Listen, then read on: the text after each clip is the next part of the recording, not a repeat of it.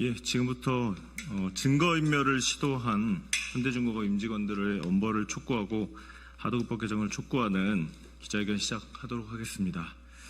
지금 조선업이 호황이라고 합니다. 그렇지만 여기에는 수많은 하청 노동자들 그리고 하청업체들의 피눈물이 섞여 있습니다.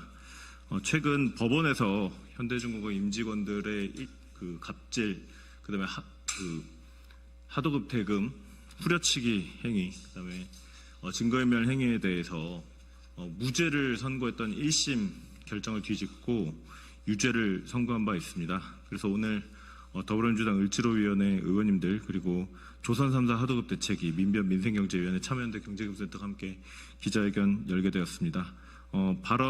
오늘 오신 분들은 발언 다 하실 거기 때문에 따로 소개는 드리지 않고 바로 발언 청해 듣도록 하겠습니다.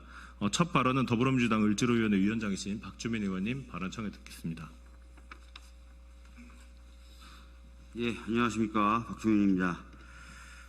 최근에 현대중공업이 본인들이 저질렀던 불법 행위를 은폐하기 위해서 증거를 인멸했다라는 혐의로 진행됐었던 형사재판 2심에서 유죄를 법원이 선고했습니다. 직원들이 사용하는 PC 102대와 하드디스크 273대를 교체해서 하도급법 위반 및 파견법 위반 관련 자료를 삭제하도록 한 것이 인정이 된 것인데요. 이런 행위를 일개 개인의 일탈 행위로 볼 수는 없을 것입니다. 당연히 현대중공업이라는 회사 차원에서 이루어진 일이라고 보는 것이 맞을 것 같고요. 그리고 그들이 이런 행위를 했다는 것은 반대로 명확하게 하도급법 위반 행위 및 파견법 위반 행위가 있었음을 반증하는 것이다 라고 생각이 됩니다.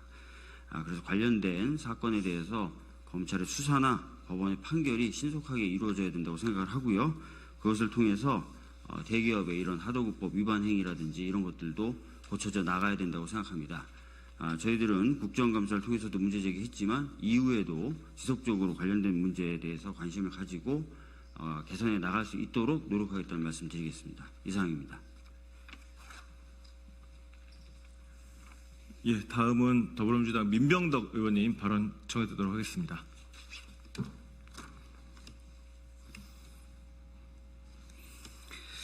네, 경기도 안양시 동안구 갑 국회 정무위원회 민병덕입니다.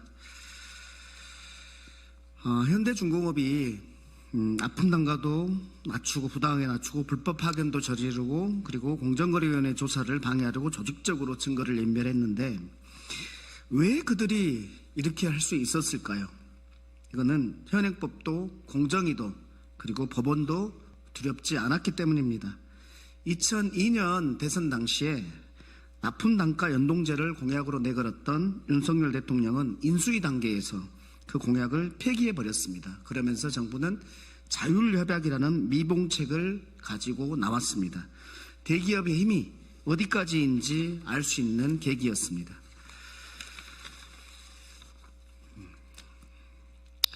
이 하도급법 위반 증거인멸 사건의 2심에서는 그들의 범죄가 인정되었지만은 납품 단가 우려치기에 대한 과징금 처분 취소성에서는 아직도 고등법원이 그들의 편을 들고 있습니다. 사법체계가 여전히 대기업의 이익에 치우쳐 있다는 현실을 보여주고 있다고 생각합니다.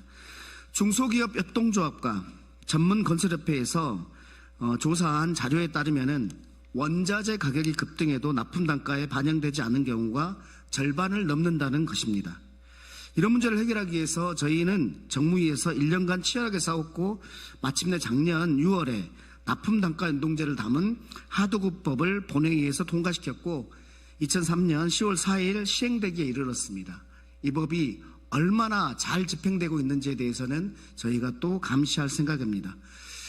이런 납품 단가 연동제 입법화는 시작에 불과합니다. 앞으로도 해결해야 될 과제가 많습니다. 하도급 계약에 포함된 부당한 특약을 사법적으로 무효화시키고 원청에서 하청까지 모두 표준계약서를 사용하도록 의무화하는 법을 바꿔야 한다고 생각합니다.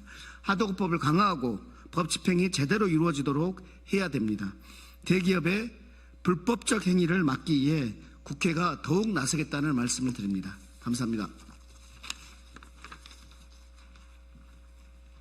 예, 다음 발언은 더불어민주당 김남근 의원님 발언 듣도록 하겠습니다.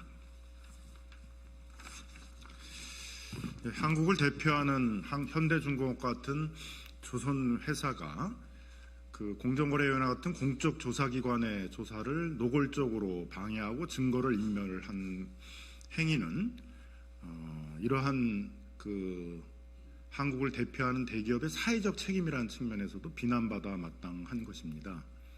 이렇게 그 정상적인 준법 경영을 하지 않는 그런 기업들에 대해서는 유럽이나 미국의 주요 대기업들 경우에 있어서는 거래를 제한해야 되는 이제 그런 규범까지 만들어지고 있는 이제 실정입니다.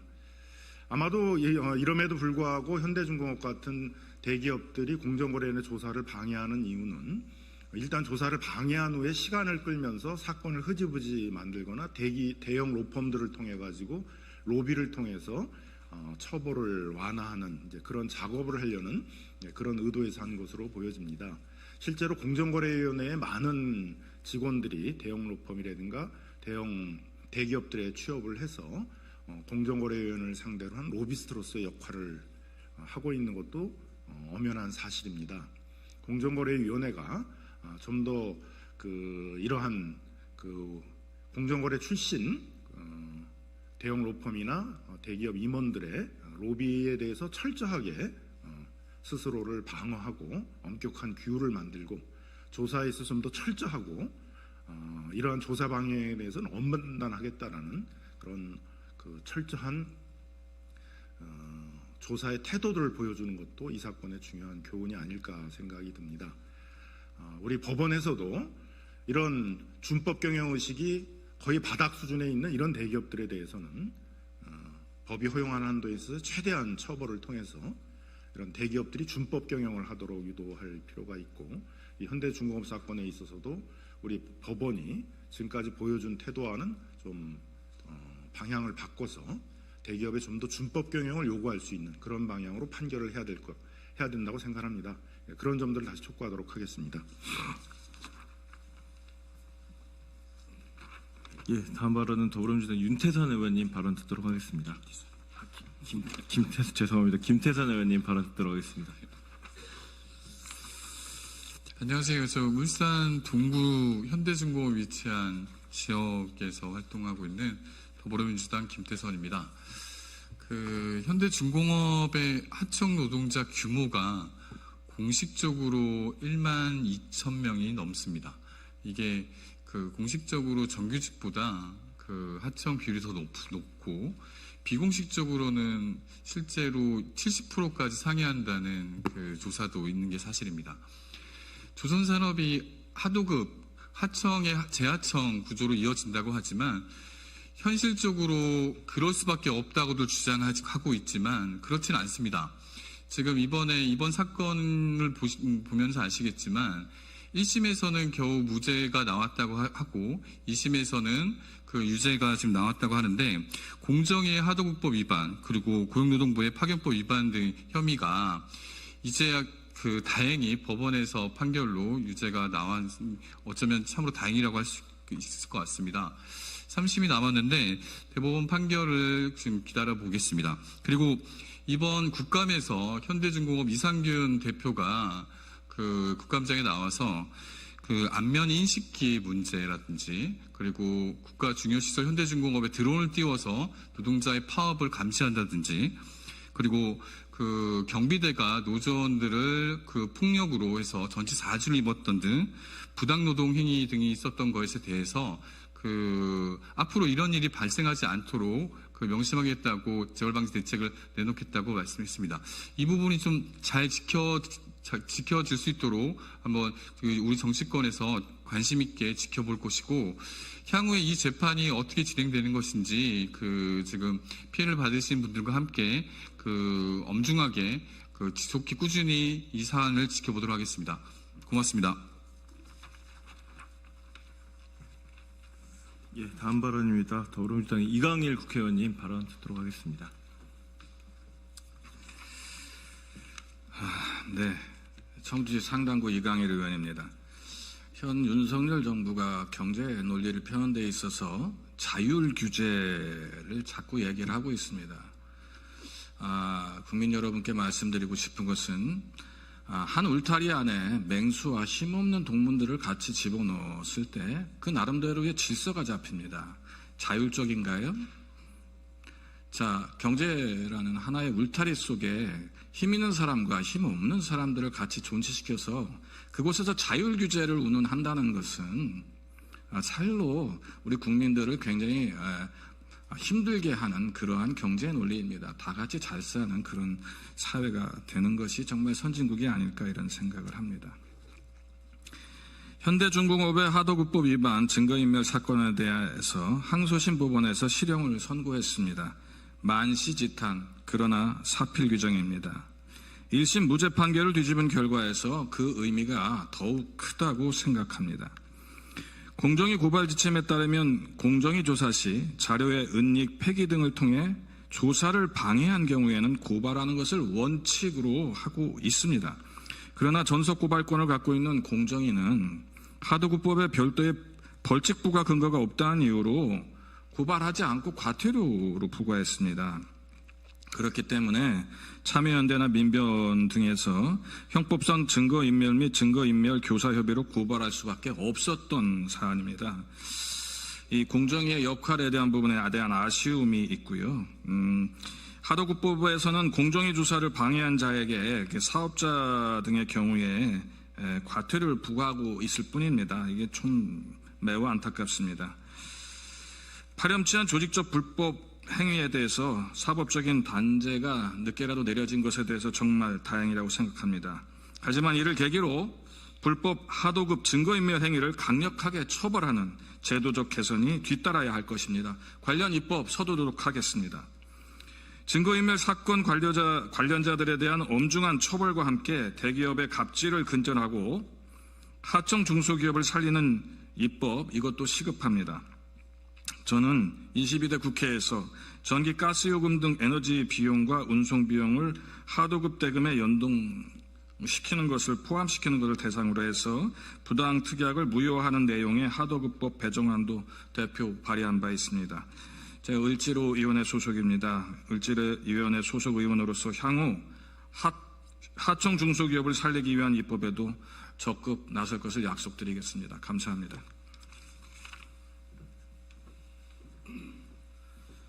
예, 앞서 의원님들께서도 많이 말씀해 주셨지만 다행히 이번 2심에서는 유죄가 나왔습니다. 그렇지만 지난 1심에서는 무죄가 나오면서 많은 하청업체들의 속을 까맣게 태운 바 있습니다.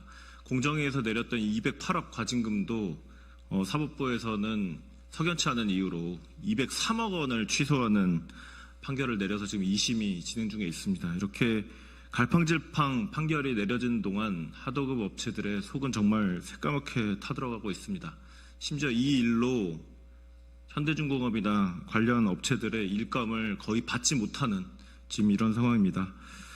조선사 하도급 대책위 위원회 한익길 위원장님 발언 청해 듣도록 하겠습니다. 현대중공업 하도급 갑질 피해 하청업체 대책위 위원장 한익길입니다.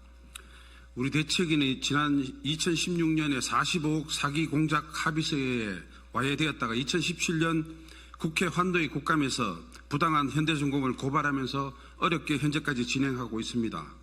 2017년에 고용노동보장지청에 나는 불법 파견 사업자라고 셀프 고발을 하였고 2018년에 중소벤처기업부에 상생협력법 위반으로 먼저 고발한 이후 2018년 공정거래위원회의 하도급법 위반으로 고발을 하였습니다.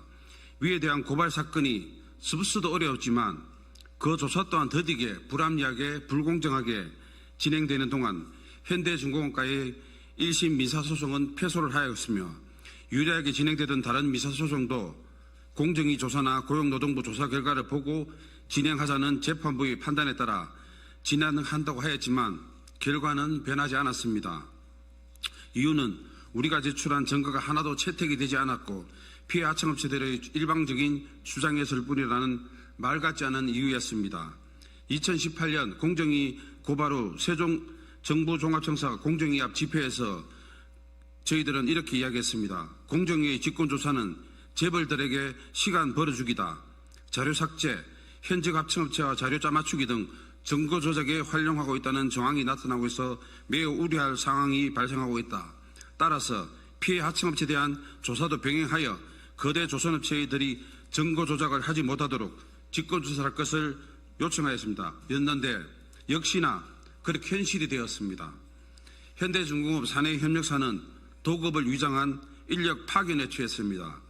현대중공업의 사내협력사들은 인력 투입을 요구하고서도 법망을 피하기 위해 허위 계약서를 작성하는 방식으로 사내협력사들에게 일방적, 자의적 결정한 대금을 지급하고 있습니다. 사내합청들은 자발적인 견적서를 제출하지 않으며 공사 실적 입력을 하지 않습니다. 공사 대금이 얼마인지 알지 못한 상태에서 먼저 일을 시작합니다. 2019년도 기자회견에서 우리 대책위는 조선업 사내협력사 근로자들에 대한 일자리 및 생활안전 대책이 이루어지지 않고 있으며 현재의 근로자들은 조선업계를 떠날 수밖에 없으며 향후 조선업 경기 회복 시 우리나라 조선사들은 인력 수요를 숭당할 수 없을 것이다. 그렇게 우리가 주장하였습니다. 지금 현실입니다. 조선업이 이러한 것을 그때 깨달았기 때문입니다. 2017년 환노위 국정감사부터 2022년 정무위 국정감사까지 정인으로 참석한 현대중공업 월급 대표사들 모두는 국정감사 이후 전부 교체되었으며 해결된 것은 하나도 없습니다.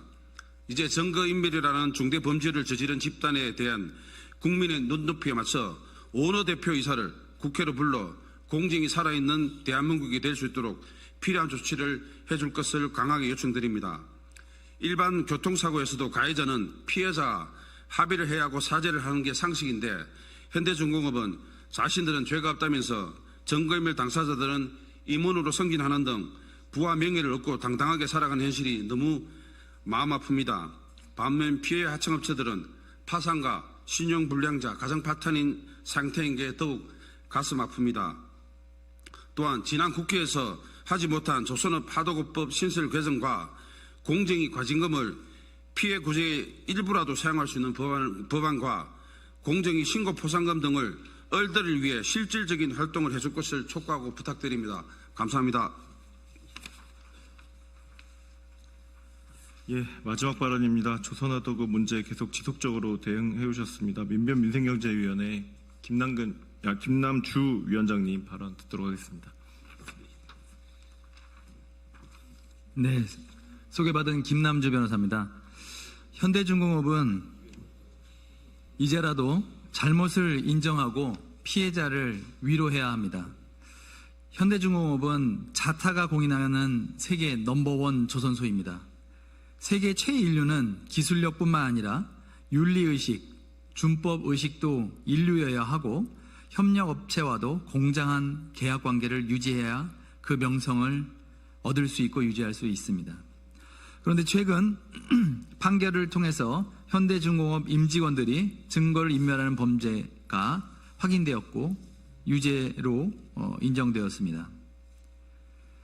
공정거래위원회가 하도 갑질 혐의를 조사하기 위해서 현대중공업 사무실을 현장 조사하기 전에 현대중공업은 대량의 하드디스크 등을 숨기고 파기했습니다. 공정위에 제출하지 않았습니다. 증거인멸 유죄 판결은 당연한 판결이고 사필 규정입니다.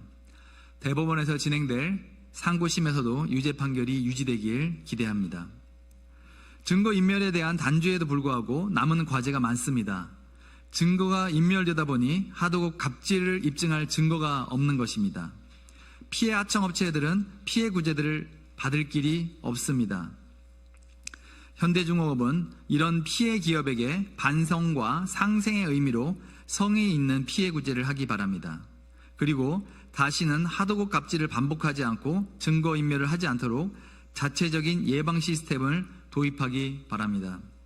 제도적으로는 하도급법의 자료 삭제와 같은 공정위 조사를 방해하는 행위에 대해서 처벌 공백이 있습니다. 공정거래법에는 그 처벌 규정이 있지만 하도급법 등 나머지 공정위 관할법에는 없습니다. 국회는 이런 입법의 미비를 신속히 시정해야 할 것입니다. 또 조선산업에서 하도급 갑질을 방지할 법제가 마련되어 있지 않습니다. 조선산업에서는 공수라는 단위로 계약대금을 정하는데 현행 하도급법에서는 그에 대한 규정이 없습니다.